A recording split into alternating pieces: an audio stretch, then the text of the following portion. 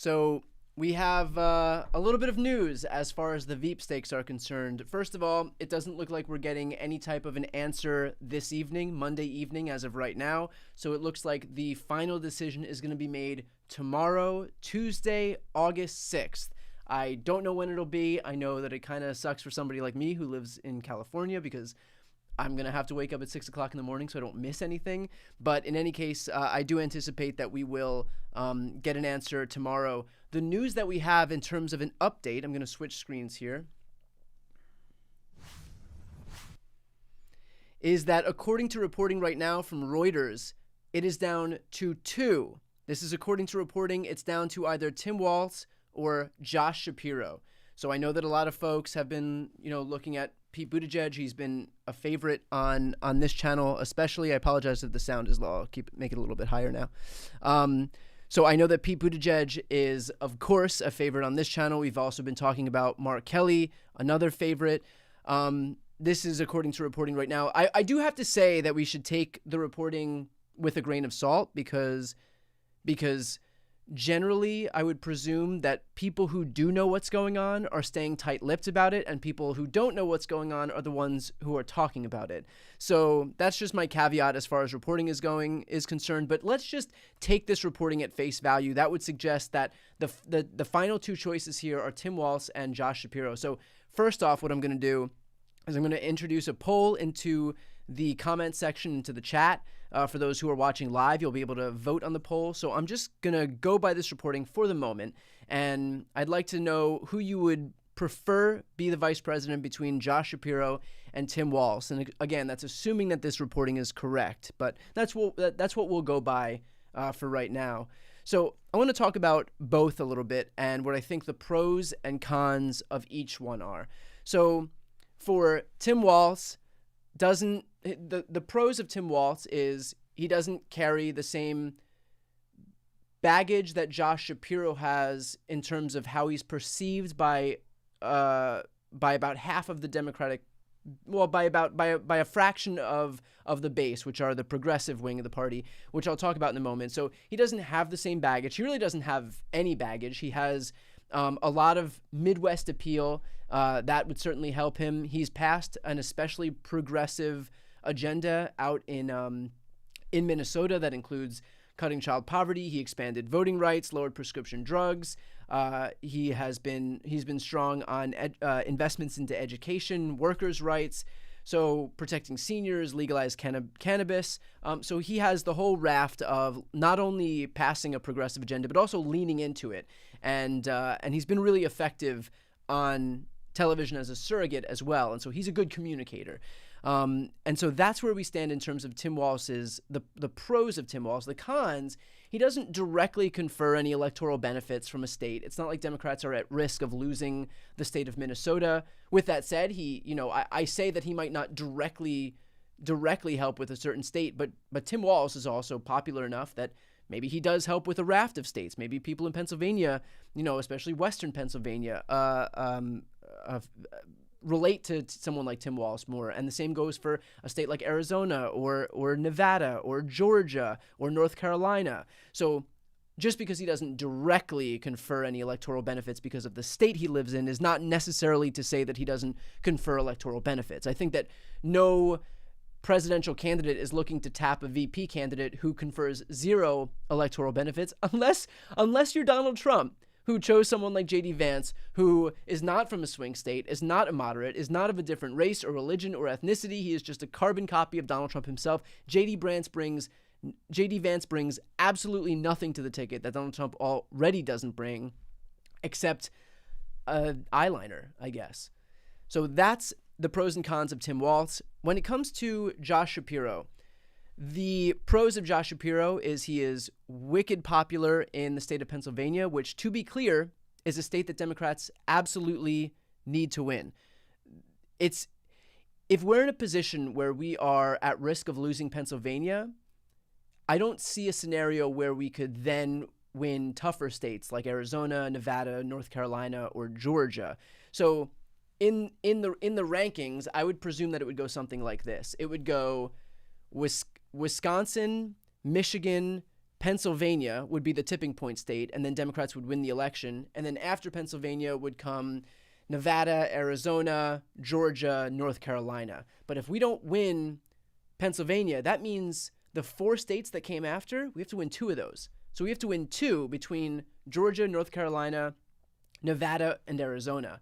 That's a heavier lift. So clearly, Pennsylvania is a very important state here, and having a governor who has 61% approval in a state that is certainly not 61-39 Democrat to Republican, which means he has the approval of a lot of Republicans in that state.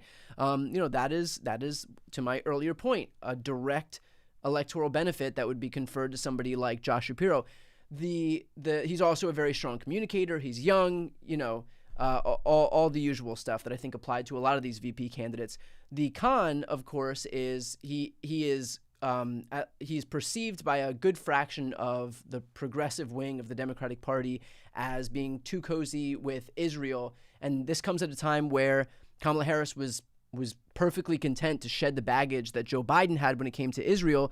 So it may be counterintuitive to then engage in the same intra-party dispute that we were engaged in before when it comes to Israel-Gaza. So that, I'm sure, is to some degree a consideration. And this isn't me, this isn't me offering up my opinion one way or the other. I'm just giving as objective an analysis as I can about how both of these people are perceived. So that's where we're at in terms of Walz and Shapiro. I think honestly, if we were in a situation where Walz was the governor of Pennsylvania and Shapiro was the governor of Minnesota, it would be a no-brainer. Because Pennsylvania very clearly is an important state, and there's a little bit of baggage that Josh Shapiro has that it looks like Tim Walz doesn't have.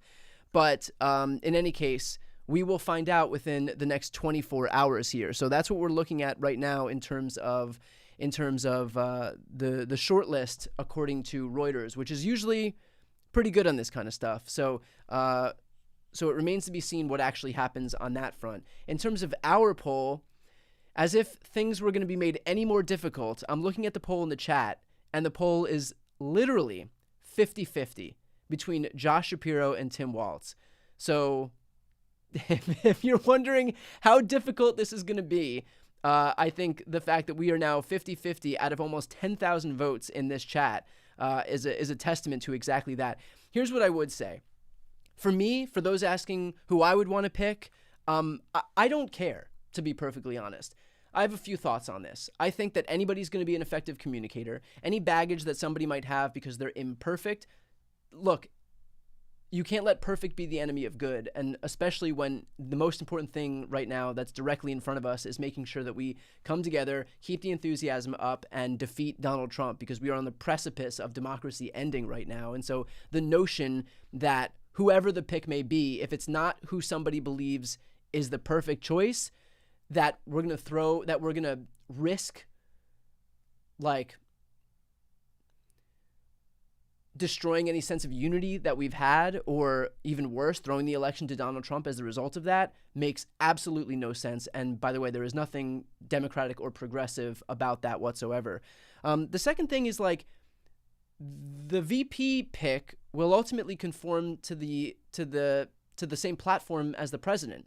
And so it's as simple as that. It's not like a VP pick is going to come in with their own agenda, whatever that agenda might be. They're there to represent the presidency. So whatever the president stands for is what the VP... We're going to see instances where Kamala Harris is going to distance herself from positions that Joe Biden has as president. And we'll likely see that in the second term. She's still Joe Biden's VP right now, so we probably won't see that at the moment. But she will, I'm sure, distinguish herself on certain issues.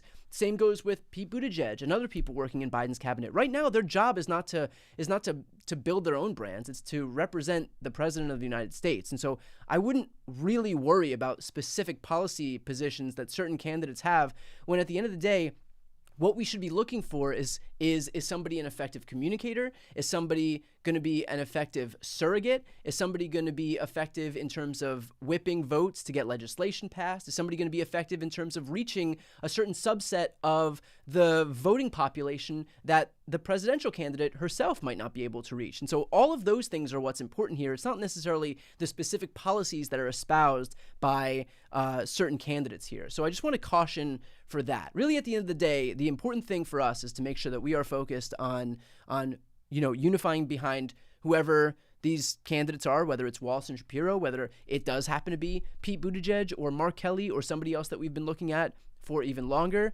But the good news is that these are strong choices all around. If there was somebody who I thought was especially weak or that didn't bring anything to the table, or even worse, that I thought actually harmed the Democratic ticket, I would say so. I think that whoever she chooses is going to be perfectly fine. And again, the good news for us is that we're going to get an answer to this one way or the other within the next 24 hours here.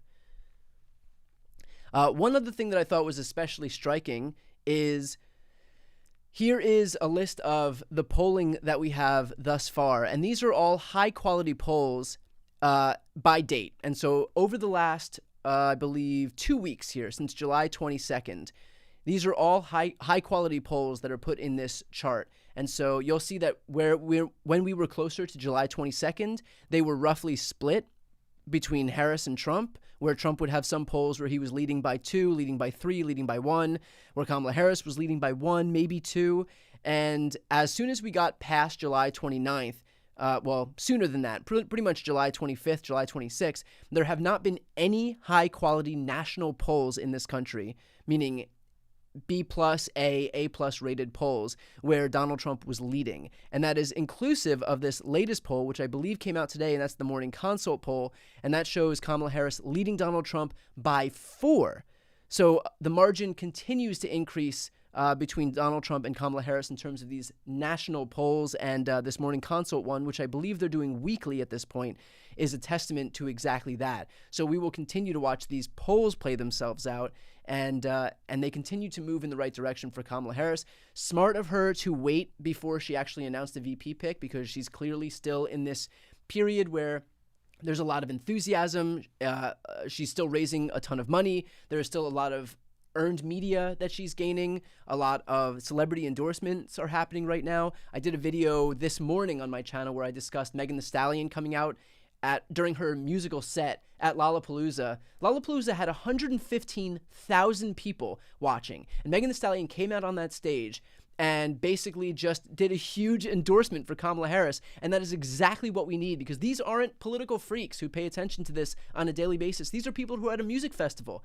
I know that, I mean, if I had to tell you the last time I was at a music festival, I'd feel like I was 100 years old, but these are people who don't pay attention to politics all day. And so for her to do that in front of over 100,000 people, most of whom are young people, is exactly what we need in terms of reaching audiences that we wouldn't otherwise have reached. It also goes to show that it is Kamala herself that is garnering these endorsements, because these didn't happen when Biden was the nominee. And so, again, when I say organic engagement, this is, the fact that we have Megan Thee Stallion and Cardi B and Beyonce and a lot of these other artists coming out, Charlie XCX coming out and organically just endorsing Kamala Harris. And of course, we're still waiting for the white whale, which is Taylor Swift. And as soon as we see that endorsement, and fingers crossed that it actually happens, but the impacts of something like that will be monumental in this country, where, of course, we have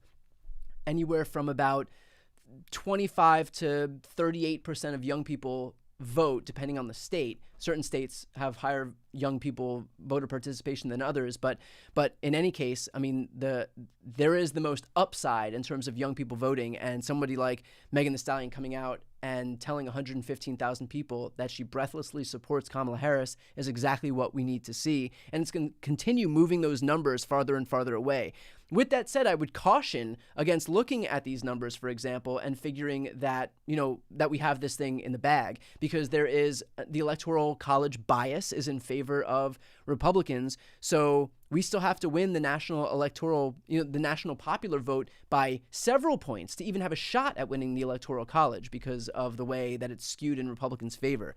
So that's where we stand right now as of this polling. What I will do right now is give the opportunity for those who are watching to ask questions in the chat. To participate in the chat, you have to be subscribed. It doesn't cost you anything to subscribe. Also, just in general for those watching right now, if you want to support the work that I do, if you want to support these live streams, which I've been trying to do on a nightly basis here, the best way to support my work is to subscribe to this channel. Again, it doesn't cost anything.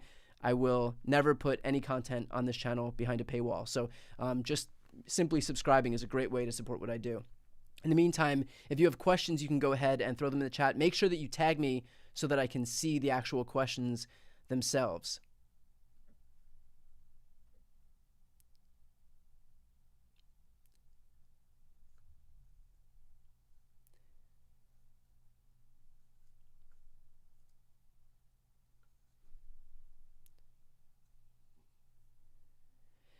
How do I feel about the Aiden Ross interview? So Donald Trump did an interview today with some like mega right-wing influencer. And I think, I mean, this kid is like a total freak. Recently sat down for an interview with, oh man, I'm forgetting his name. Who was the guy who got arrested for sex trafficking in Romania?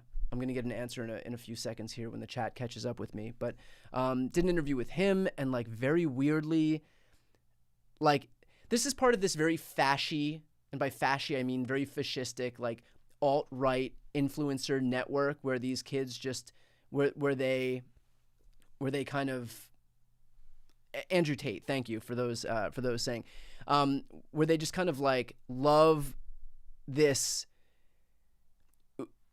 like uber masculine whole thing going on, and it intersects really heavily with right-wing fascism and also misogyny, and it's this whole really bizarre world that very clearly I'm not too interested in.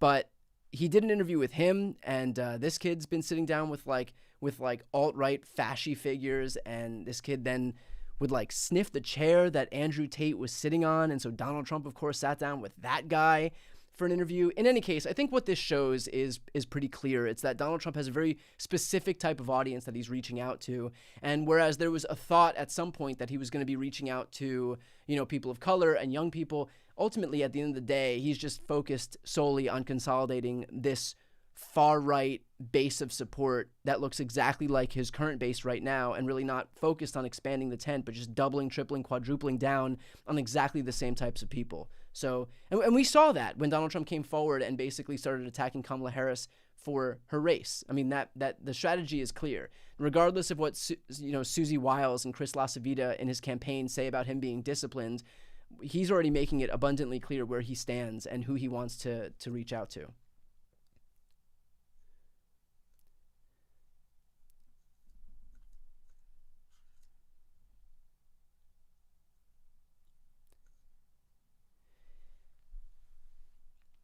I'm getting the question quite a bit about Pete Buttigieg.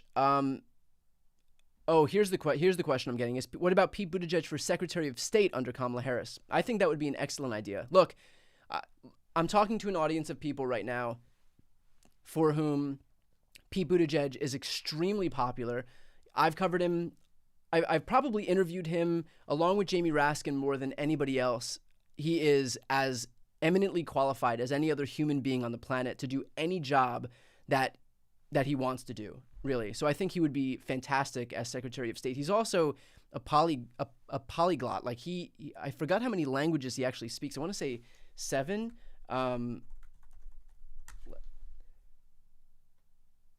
Yeah, I think the reporting is that he can speak 7 languages.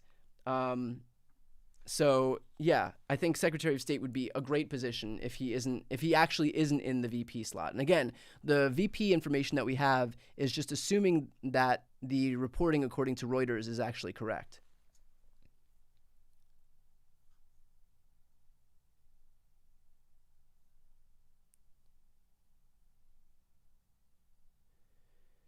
Do we need to check if we're registered to vote? Absolutely. Everybody here watching this, we have almost 20,000 people in this room right now. By the time all is said and done, and people watch this after it's finally posted, there's going to be at least probably 500,000 people who've watched.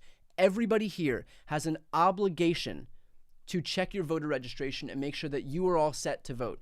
Beyond that, that's the first thing. Make sure that you're registered to vote and that you have a plan to vote, you know where to vote. The second thing is to make sure somebody in your circle of people that wouldn't have otherwise voted is your responsibility. And I know that there are those people out there because my own sister, when I asked her if she was voting in Florida for governor, I think this was back in 2018, her first question to me was, what's a governor? So if somebody like that is in my family, given what I do for a living, I can guarantee that everybody has somebody in their family who isn't paying attention to this stuff and who wouldn't otherwise be voting if it wasn't for somebody forcing them to vote, basically, persuading them to vote.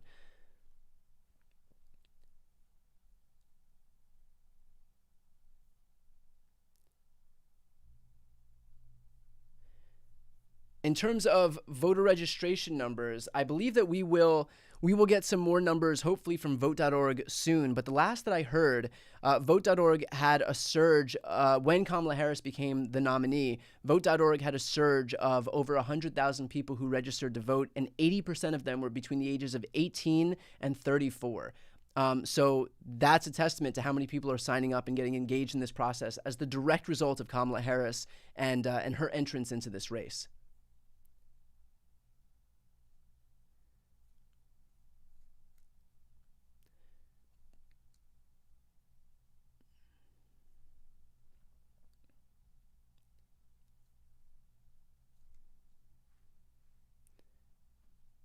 By the way, just a quick note, this channel passed 3 million subscribers this morning, and I know that a lot of you in this chat right now are subscribed. Thank you. It blows my mind that there are that many people who have decided that they care what I have to say about politics. So I very much appreciate it. I know that there are a ton of different options for you to choose from in terms of where you get your news, whether it's mainstream media, different podcasts, different channels right here on YouTube. So I absolutely appreciate your time. I try to give as high quality content as I can and not bombard you with too much content throughout the day. So with that said, I do very much appreciate it, and thank you all for subscribing. For those who haven't yet subscribed, please again hit the subscribe button. It's a great way to support live streams like this one.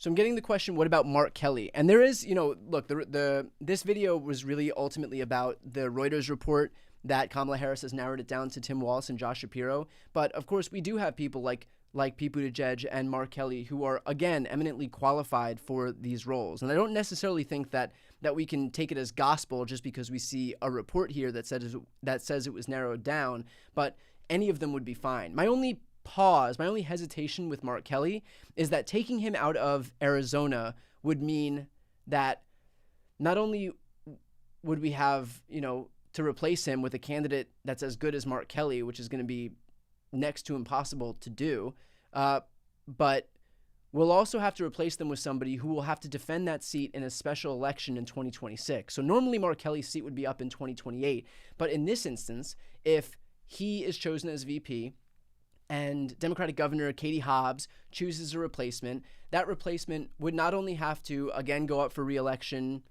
which, could go either way, because this is an untested person, basically, would have to go up for re-election in 2028, but they'd have to survive a special election in 2026. And that's an election that we wouldn't otherwise have to have. And so that's another swing seat that we would have to defend out of nowhere for really just voluntarily 2 election cycles in a row from 26 to 28. So that is my only hesitation. It's the same hesitation I have, by the way, for somebody like Andy Beshear. I'm sure he has a ton of appeal, just like a lot of these candidates do, just like Tim Walz does, just like Mark Kelly and Josh Shapiro and everybody else on this shortlist. But taking somebody like Andy Beshear out of Kentucky would basically guarantee that we lose the gubernatorial seat in Kentucky. So my only worry about picking certain people who can't be easily replaced or who put a giant burden onto voters again that they wouldn't otherwise have to have, or even worse, risk certain democratic protections falling by the wayside as the result of losing a gubernatorial seat in an otherwise very red state. Those are just risks that I think we should think twice about taking.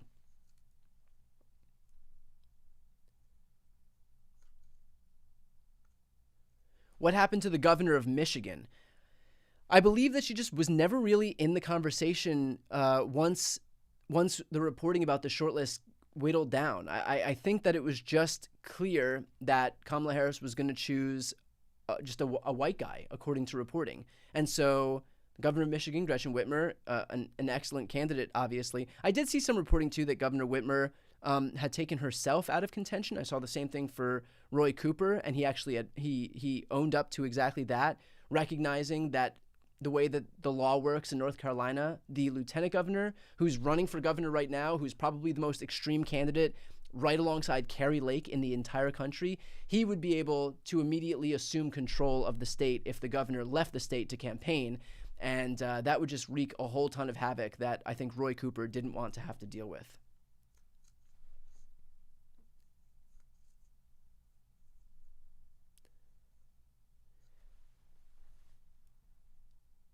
Between Shapiro and Walz, who do you think captures more votes from young people? I truly don't know the answer to that question. But what I'm hoping is, and what I'm relying on, is that the campaign does know and that they've done their due diligence. And look, this is one of those instances where, perhaps naively, but I just put my trust in people who I assume are much smarter than me and good at what they do and know the electoral advantages and disadvantages of each candidate and have internal polling and have spoken to people, spoken to voters, and know exactly what they're doing.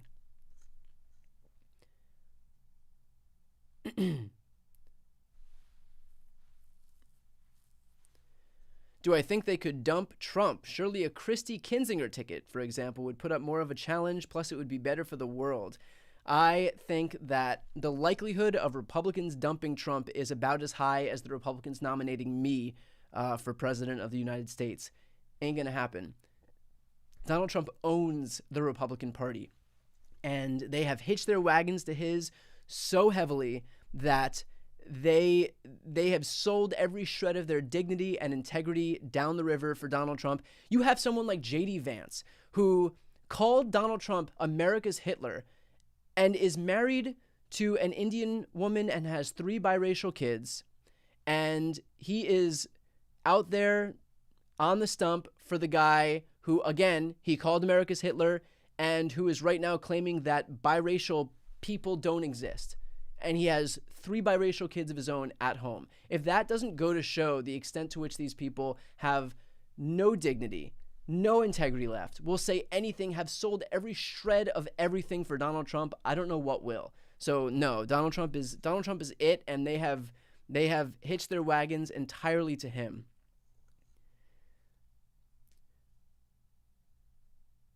What do I think is going to be the strategy in the lesser swing states of Georgia and North Carolina? What do you think could work? Well, look, I think what is going to be especially important, and this is what I was speaking about with the Megan Thee Stallion endorsement, for example, is, we will be able to reach, I think in Georgia especially, there's a big black population, and Kamala Harris has been doing better with the black population than Biden was, because Biden lost a lot of support with people of color. And certainly Trump is not doing himself any favors by doubling down on this strategy of Kamala Harris isn't black. like that's not going to help him a lot. So hopefully between Kamala Harris, just the support that she would get unto herself, and then celebrity endorsements and endorsements from people of color in the black community, I think that's all going to be helpful in a state like Georgia, for example. And then look, North Carolina is, we'll see how the polling shakes out right now in North Carolina, but every state has tightened. And I think that is the last state that we would have to focus on. I think that when we look at the states that are most likely to flip, or that Democrats are most likely to win, I think if I had to guess, it would go Wisconsin, Michigan, Pennsylvania, Nevada, Arizona, Georgia, and then North Carolina. So I think that, which is not to say that we don't run everywhere, but I think that if we're in a position where we are actually on the cusp of winning a state like North Carolina, that probably bodes well for how we're looking in a raft of other swing states, certainly enough to give us 270 electoral votes. If we're in a position where we're looking at winning in North Carolina, then we've probably already won the election with Wisconsin, Michigan, and Pennsylvania. And then after that, Arizona and Nevada are gravy, Georgia is gravy, and North Carolina would bring us into the 300s in the Electoral College. So I'm getting the question, is Florida in play? And I don't exactly know the answer. I have seen polling that Texas is a few points off as far as Colin Allred is concerned, and apparently he's raising more money than Beto did. So when we get some higher quality polling, we can take a look at how things are looking in reach states like Texas and Florida. But for right now, I'm not exactly sure what things are looking like in Florida, but I think that because we have such a financial advantage over the Republicans, Kamala Harris raised $310 million on the same month that Donald Trump raised, I believe, about $130 million. So certainly more than double what Trump raised. Now we can open up field offices in places across the country. So, I think that this is an instance where that financial advantage is really helpful for us. I also know that, let's see, in terms of those campaign offices, in Nevada, Kamala Harris has 13 campaign offices. Trump has 1. In Pennsylvania, Harris has 36 campaign offices. Trump has 3. In Georgia, Harris has 24. Trump didn't open his first until June, so like 2 months ago. So this is the benefit of donating to campaigns. And when they say donate early because early money is more valuable, it's because it gives them the opportunity to open up these field offices, define your opponent early, and use that cash advantage to the biggest benefit that they have. And so the fact that we are already standing up not even just a few, but dozens of field offices across the country is a testament to how important that money actually is. Just a quick note, again, for those watching, to support the work that I do, to support this live stream, please make sure to subscribe to this channel. Again, it doesn't cost anything to do so, but it's a great way to support my work. And also one other thing, let's just do this. One other thing is I do have a book coming out in just a few days now, and the book is called Shameless, and I will pin a link to pre-order it in the comments right now. And the book was... the foreword was written by Jamie Raskin, and it includes interviews with people like Pete Buttigieg, Heather Cox Richardson, Mark Elias, Al Franken, Jen Psaki, and a few others. So I talk about in the book, for example, how Republicans have used their long-standing branding as the party of the Constitution, of states' rights, of fiscal responsibility, all of their bumper sticker slogans to basically give themselves cover to act in a way completely antithetical to that branding. So call them out for their hypocrisy on that, and how the media has been a willful participant in all of this, and most importantly, what Democrats can do to rebalance the scales moving forward. So I'm very, very proud of the way that this book turned out, and if you'd like to pre-order, that's another great way to support my work. So I've just pinned the comment to pre-order my book Shameless up in the comments below. I'm sorry, at the top of the chat. You can also just search Shameless on Amazon or Barnes & Noble. Or if you want to support independent bookstores, you can go to bookshop.org and type it in there. Very much appreciate that as well. Thank you to everybody who's pre-ordered or who is pre-ordering. Okay, you can throw questions back in the chat. I will do my best to answer them for a few more minutes now.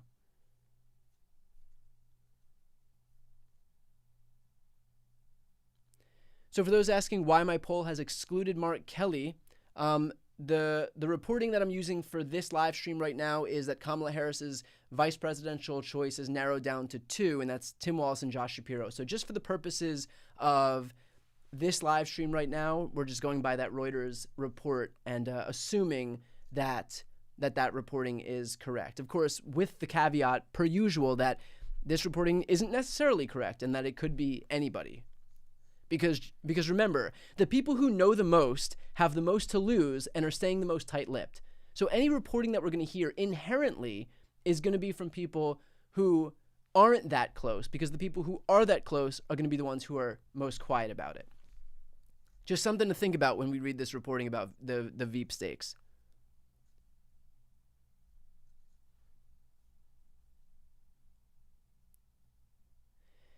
If Trump loses, what effect do you think that would have going forward? Would he dare run again? I think if Trump loses, that will finally be what Republicans need, not necessarily to break out of Trumpism. I don't think that you're going to be able to end like this MAGA Trumpist like whole mentality that they have. I think what's going to be important is that Donald Trump himself, at least for these people who actually want to wield some power, they're going to recognize how toxic he's been, losing elections in 2018, 2020, 2022, 2023, and now 2024. And so at some point, despite how slavishly loyal they are to the guy, despite the extent to which they have sold their souls down the river for this guy, there's going to come a time where they're going to have to realize we can just continue hitching our wagons to Donald Trump, or we can try to win an election. But you can't do both, right?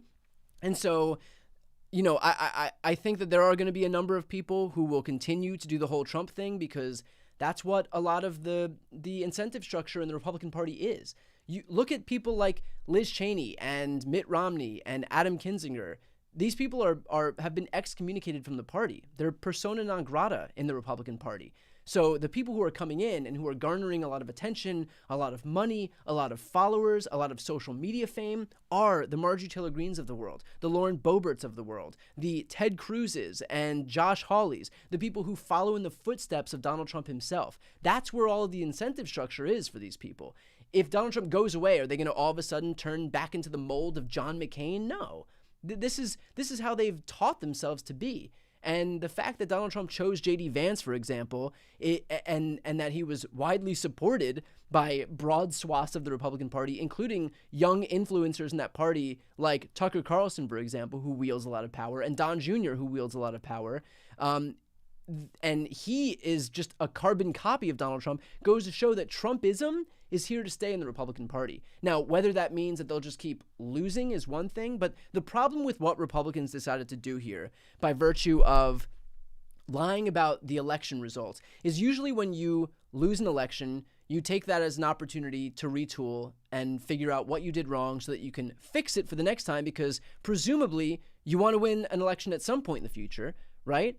But what Republicans did by virtue of continuing to play make-believe, really, and pretend that they won an election that they lost is they surrendered their opportunity to retool and change anything. And so for the same reasons that people rejected radical Republicans in 2018 and 2020 and 2022 and 2023, they're going to continue rejecting them because Republicans won't change anything. They're still continuing to espouse the same extremism as they did before.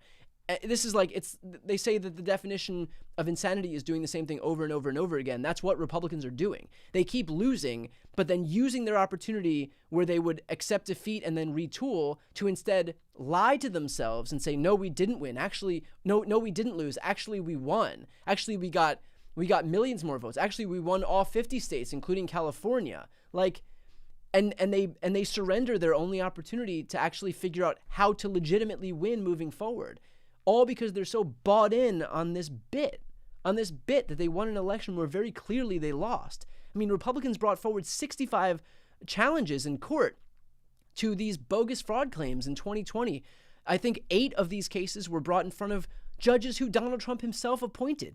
3 of the judges on the Supreme Court were who Donald Trump appointed. This is a Supreme Court that's so far right that they just said presidents are basically akin to kings in this country. And even that Supreme Court wouldn't accept a single lawsuit, namely the 2020 Texas lawsuit that sought to invalidate election results in 4 other states. I believe it was Michigan, Wisconsin, Georgia, and Pennsylvania.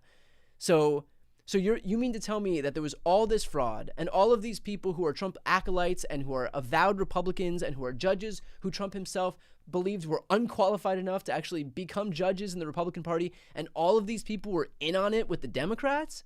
Or maybe the simpler answer is that there was just no fraud, but still they'll keep up this whole charade and continue this bit because all in service of Trump's ego. Like, that's all it is at the end of the day. One guy, it has thin skin. That's it. One guy is insecure. And so they've made up this entire fucking story to just pander to one guy's insecurity, because they know he's a bad loser. And so now they're all just pretending and lying to themselves. And they all know it. They all know they're lying. And most of their supporters know they're lying, even though they've been able to dupe a good number of them. But this is all make-believe. It's kayfabe. It's like when we watch when I used to watch wrestling, it was like called WWF. This was way back in the day, in like the 90s. And we all knew it was fake, but you have to pretend that it's real because that's that's how it's fun. That's the illusion. If we all say that it's fake, then nobody enjoys it anymore. But we all knew it was, and that's part of the game. That's what they're doing here. They all know that Donald Trump lost the election. They all know that there wasn't fraud. I mean, we have evidence of that in all of these court cases that we're going to see coming forward. I mean, there's going to be a mini trial in Washington, D.C., and we'll have very clear evidence that we knew that these people knew that the election wasn't stolen.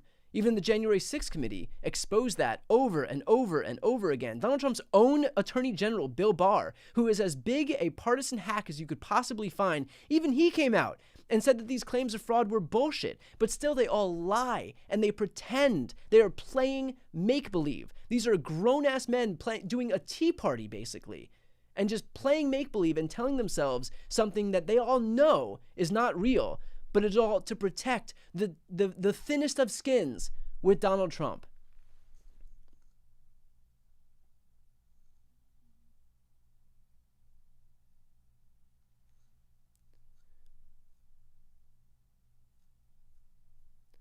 I missed quite a bit of questions here, so I'm going to try to answer them now.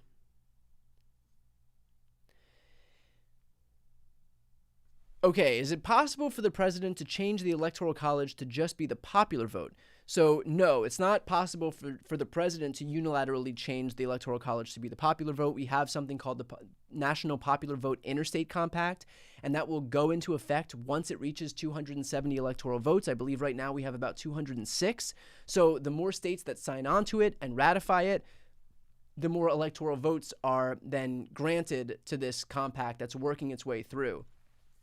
So we need a few more states to basically sign on, and then, of course, it'll be challenged, but that is the closest we'll get to one person, one vote in this country.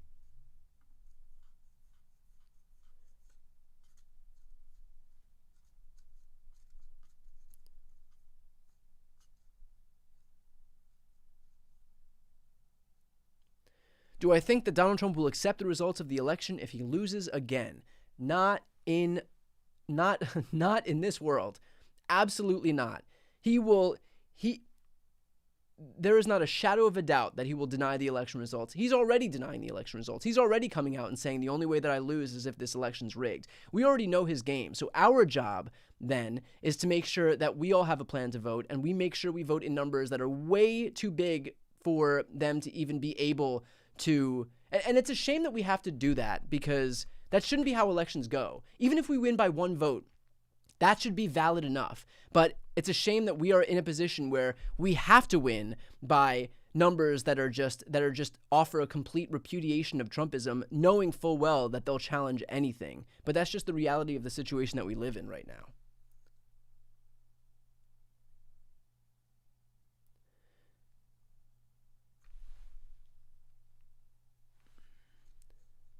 What are some of my must-read political books? I recently finished Rachel Maddow's prequel, and I'm looking for new book recommendations. Well, my book is coming out in just over a week, and that's called Shameless, so highly recommend you grab that one. I also love Unthinkable by Jamie Raskin, and another great one is Dan Pfeiffer's book, and it was the most recent book, so let's see. The title of Dan Pfeiffer's book is Battling the Big Lie. That was a great one as well. That's his most recent one. So those three I thought were phenomenal. Well, I included mine in that list.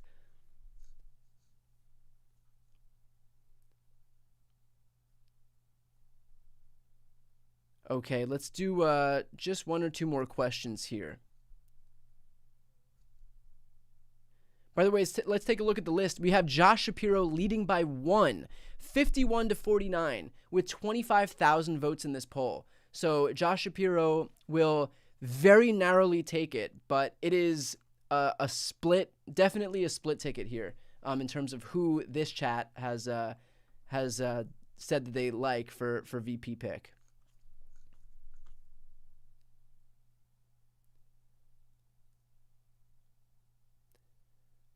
I'm getting the question, I'm getting the comment that Kamala Harris should pick me as press secretary.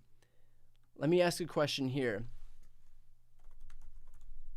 Do you think that I should stay on YouTube and continue to grow progressive media, or be press secretary. So I'll add that in a poll, and we'll just do like a minute long poll. And I have an answer for what I would actually do.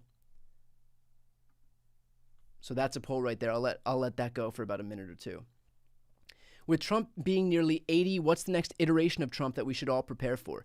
It's not going to get better. Look, I think that the MAGA movement already looked at somebody like J.D. Vance and said, this is what we want. We don't want anybody who's going to be able to appeal to a bigger tent of voters. We don't want anybody who is going to be, a female or a person of color or a different ethnicity or a different religion, maybe somebody from a swing state, maybe some moderating force. We want carbon copies of Donald Trump.